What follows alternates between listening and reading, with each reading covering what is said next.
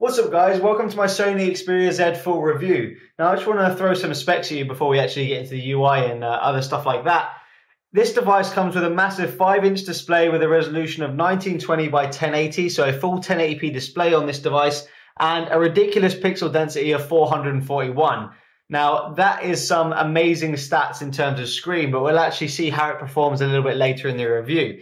Underneath the hood, guys, we've got the S4 Pro, which is a 1.5 GHz quad-core CPU coupled with the Adreno 320. So that's some nice specs there. It's a pretty powerful device. And it also comes coupled with 2 GB of RAM for your multitasking needs, which is, again, something we're seeing a lot of now on these high-end phones, or high-end Android phones, I should say. Now, another cool feature, well, two cool features, is the whole device, guys, is waterproof and dustproof. And you can see these kind of little covers that are covering the port, these little plastic things. And inside there, you'll see a little white kind of dash, which if that goes pink, it basically means water's got into that area and you're kind of screwed, because if water gets into the port area, it is going to break.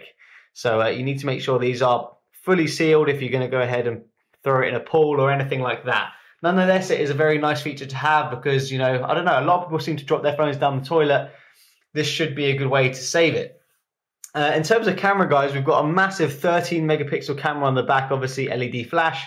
And at the front, we've got a 2 megapixel shooter as well for your stuff like Google Hangouts and things like that. So yeah, that's pretty much the specs down. Moving on, guys, to build quality and design. This is where I think Sony really excels. And if I just talk about the design, you can see it's just this kind of long rectangular shape, which fits in the 5-inch display. If I turn it off, it just looks like a slab.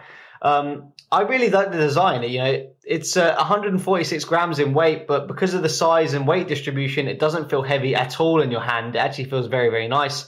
And the materials they use as well at the back, it's kind of like a glassy, I'm not sure if it's glass or plastic, but it's an absolute fingerprint magnet, which you can see.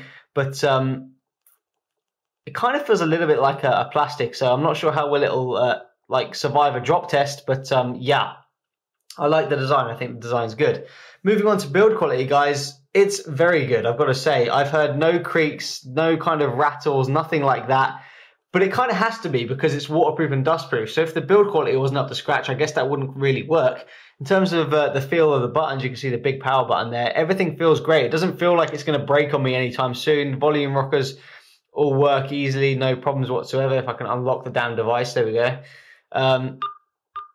You know, it feels very good in the hand. I think Sony really excelled in build quality and design here. Okay, guys, moving on to the UI of the device. Now, just like HTC has Sense and just like Samsung has TouchWiz, Sony has their own skin for their Xperia devices, and this one is no different.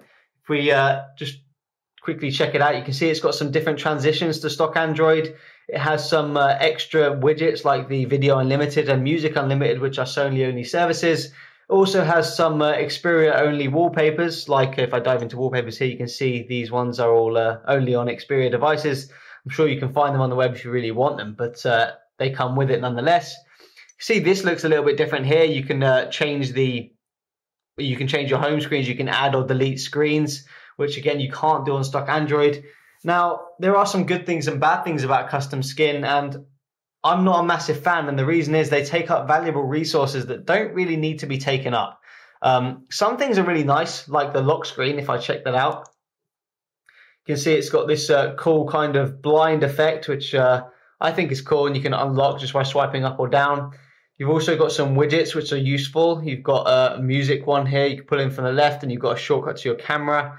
That's decent enough, that works. A few other cool changes you're likely to find in the Sony Xperia UI, guys, is the multitasking menu. If you click the multitasking menu, you'll see this kind of new menu appear, which is basically has the same functionality as the stock Android one. You can swipe away your apps here, or you can switch between them quite easily by clicking them. They've also got these small apps they've called at the bottom, and these are quite fancy. If you click one, for example, say the notepad, a little notepad appears and it actually sits on top of anything you're doing. So say you're in the browser, you want to take a quick note, you can do that. And that's a nice function. I really like the way they did that. You see there's different ones here. You've got a calculator and what we've got here, a sound recorder and a timer. You can only have one open at a time, which is kind of annoying, but nonetheless, it is a good feature to have. And I like that they're doing some innovation in their UI. So that's good. A few other changes that you might notice is, say, in the album or the gallery, you'll see it's got some nice animations. You can see how things just pop up. And that is what I like about the custom UI. If I quickly dive into the settings here, you can see some more improvements like the quick toggles.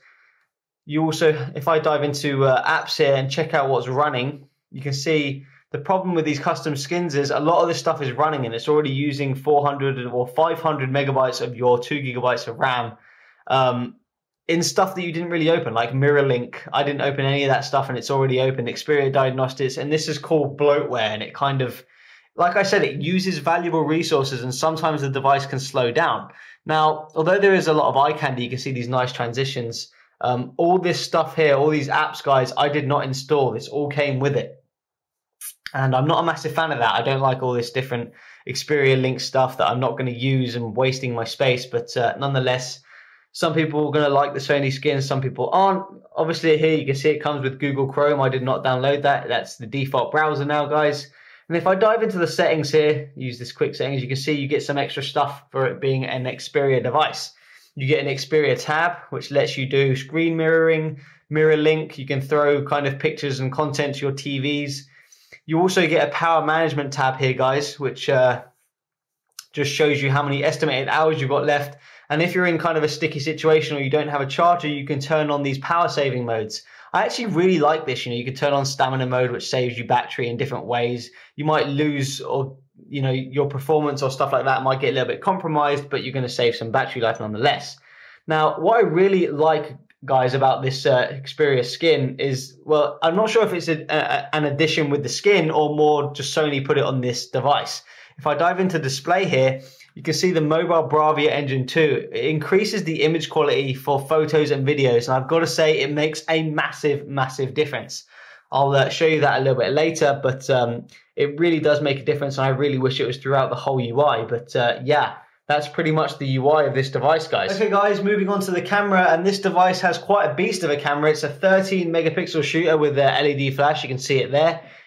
If I open up the camera here, you can see the UI.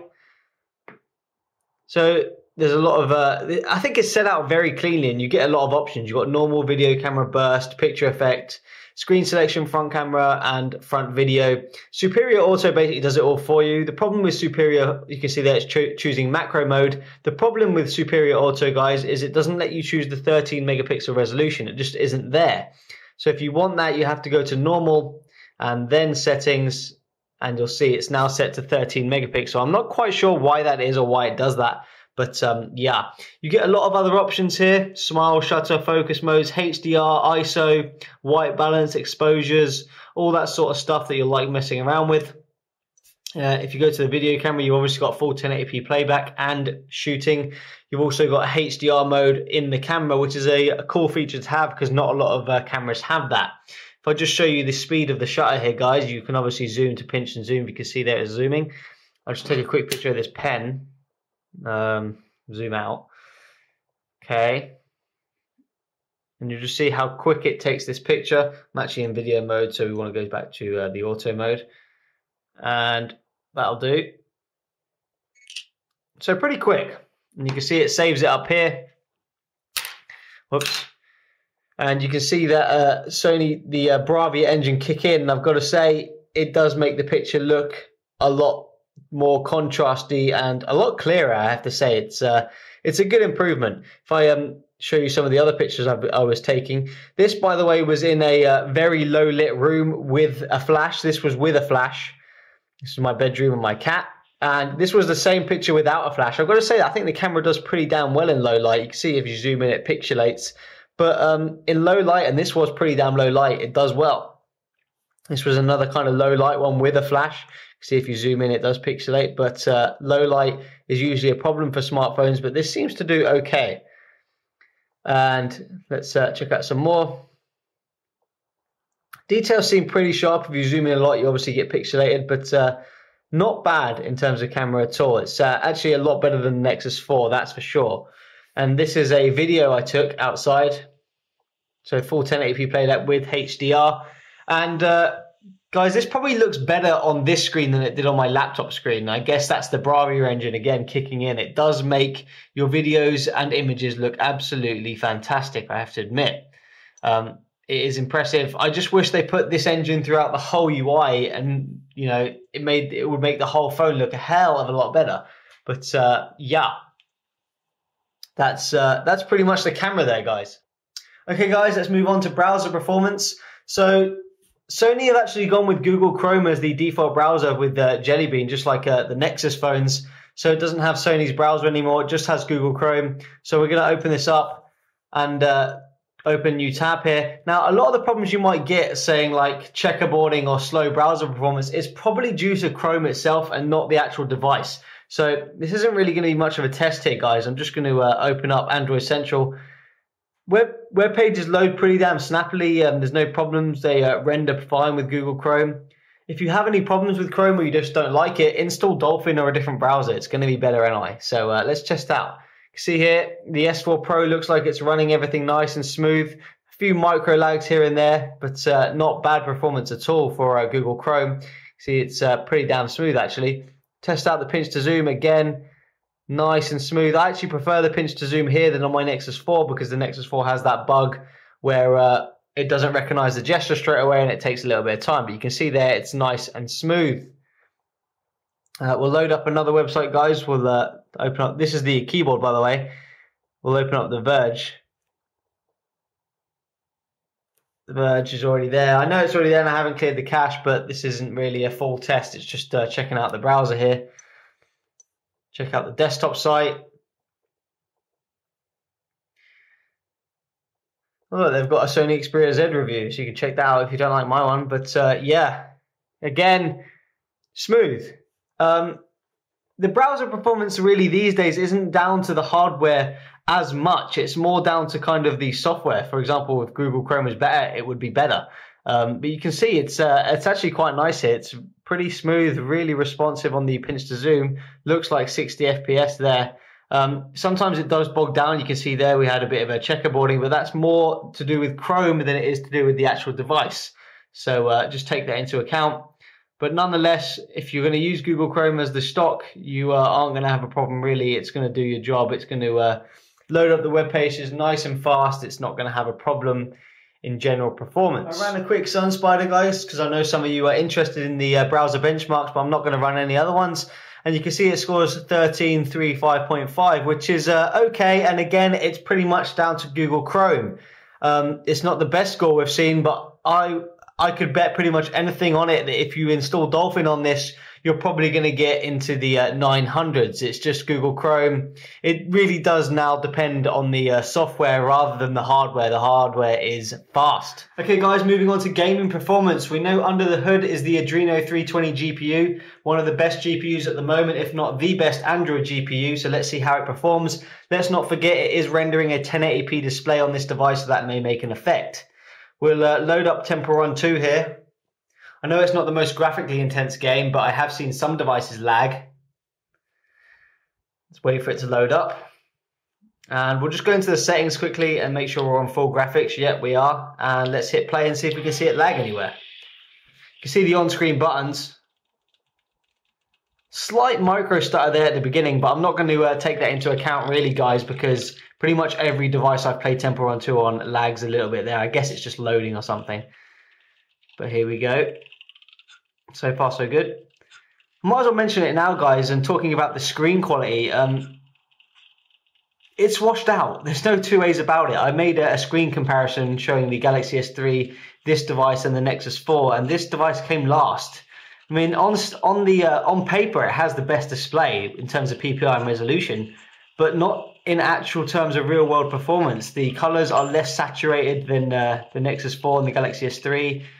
It's just got a kind of white haze over it, and it's not great. It just looks washed out, and you can definitely see it in this game.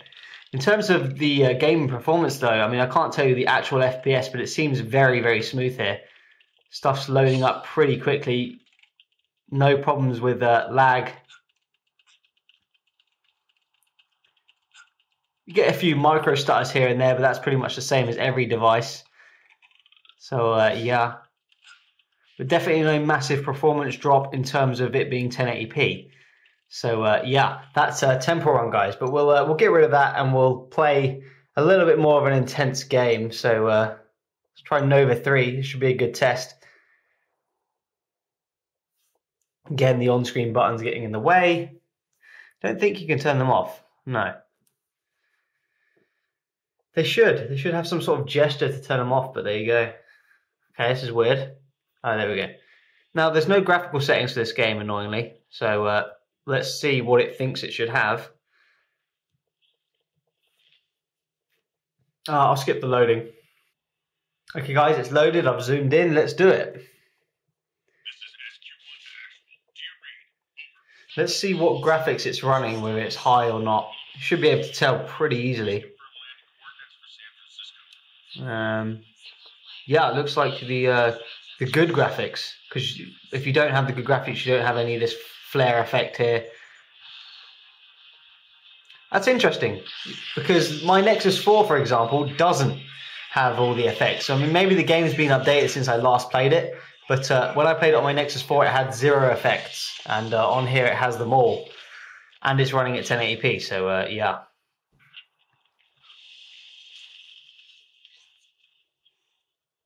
So far, so good in terms of performance.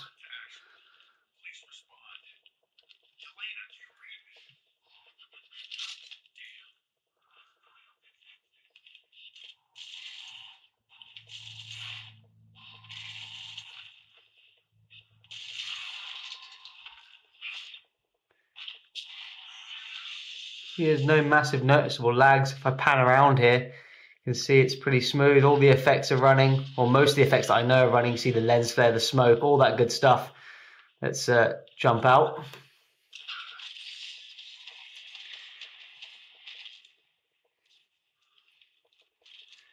Okay.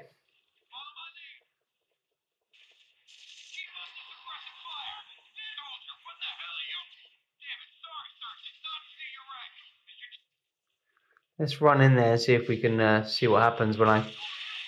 Looks pretty good in terms of performance, I've got to say, actually. It looks smooth. Actually, it feels, I've got to say, smoother than my Nexus 4, even though my Nexus 4 is running the same chipset. It's running the S4 Pro with the Adreno 320. So that's interesting. But it could just be that the game has been updated since I last tried it. So, yeah.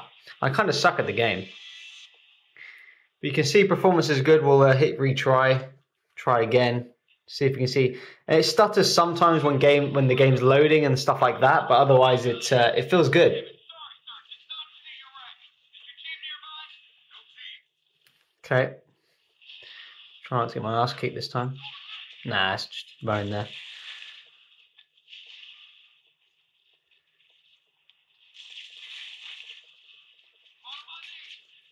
One thing I will tell you is that I can't see a massive difference between this 1080p display and, say, my Galaxy S3 or Nexus 4. I really just can't see the difference. It seems like a bit of a gimmick to me.